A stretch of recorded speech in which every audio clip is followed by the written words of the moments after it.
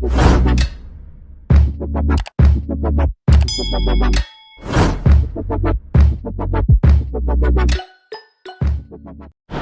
up guys? Another day, another gala.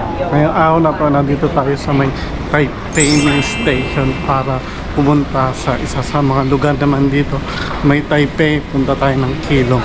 First time kong pupunta ng Keelung at syempre, hindi naman tayo pupunta doon para nang walang dahilan. Syempre puntahan natin yung kuya ko kasi yung sinasakyan niyang barko dadaong dito sa Taiwan. Ngayong araw nga kitain natin yung kuya ko sa may Keelung Port. First time kong pumunta ron at first time kong makakita ng barko ng Royal Caribbean. Excited ako. Mula rito sa Taipei Main Station, ibabiyahe tayo ulit ng 40 minutes ng TRA or Manman kung tawagin dito sa may Taiwan. Biyahe muna tayo papuntang Keelung, mga 40 minutes nga magiging biyahe natin. Kaya let's go at punta ng Keelung. Excited ako. Let's go. Okay mga kagina, dito na tayo sa may TRA. Oras ng dating ng tren ay 10:32 papuntang Keelung. Ayan, on time naman siya.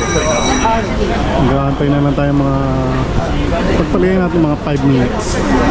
Ito ibang biyahe naman kasi to, pa Rio Pang naman yan, pero hindi ko alam kung saan banda yan, pero papunta rin ng Keelung banda yan, pero ibang way.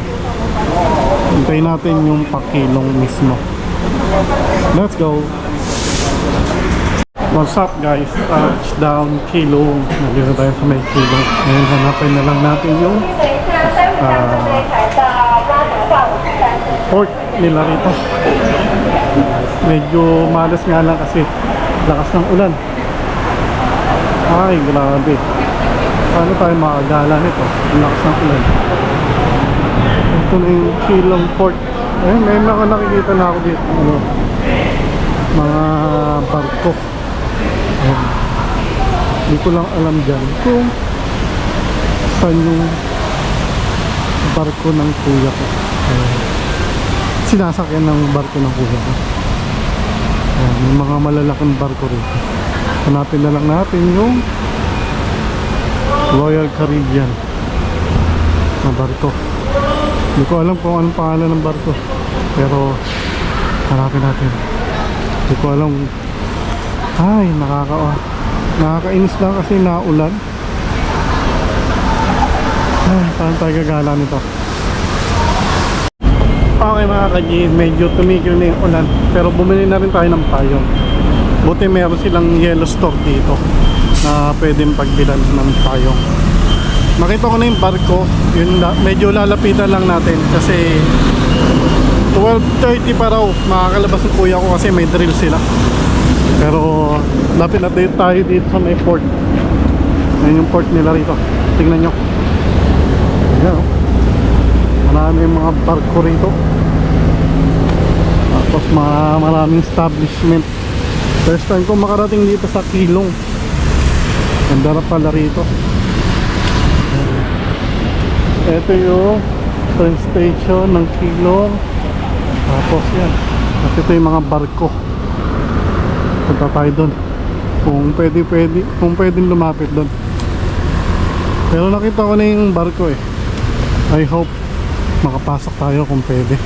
Okay mga kajina, dito na tayo sa may passenger terminal. Medyo lapit tayo sa may barko.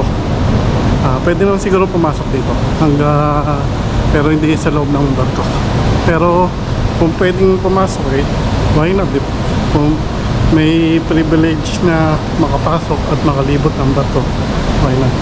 Pero ang dami ng foreigner kasi passenger nga itong nasakyan ng kuya ko na barko, itong Quantum of the Sea dito sa Keelung Port. Ito yung barko, lapitan ba natin mas maganda. Okay mga kagina, hindi na tayo, pero hanggang dito na lang tayo kasi hindi na pwedeng makapasok doon, mga passenger na lang. Ayan, makikita naman natin dito yung barko, pero mas maganda sana kung makikita ng buo. No? Yan yung sinasakyan na barko ng kuya ko, Quantum of the Sea.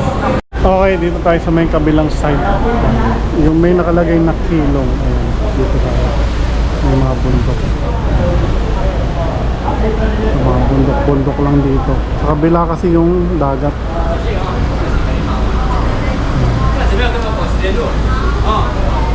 Mga ibon. Okay mga kanyi, nakakita tayo ng medyo magandang view. Medyo kitang-kita yung barko. Iyon. Gandang view yan. Ayan. Picture tayo dito. Maganda yung pagkakaano. Hindi siya ganong kalaking barko pero para sa akin dahil nga first time ko makakita ng mga kanyang barko ang laki din yan para sa akin. Ayan o. Paano kaya yung paglalabas na papunta doon sa dagat? Siguro ano yan, ikot na parang bobeltang gano'n. Tapos papunta ron, palabas na ng dagat ulit. Paglabas kasi niyan, didiretso na siya ng Japan. Wow, sarap ng buhay pag passenger ka. Buti nakisama yung panahon. Ayan, medyo makulimlim pero may araw naman. Try natin pumunta doon sa magandang view deck doon. Doon, maganda daw doon, may garden. Tapos kitang kita yung barko. Okay, dito na tayo may check-in.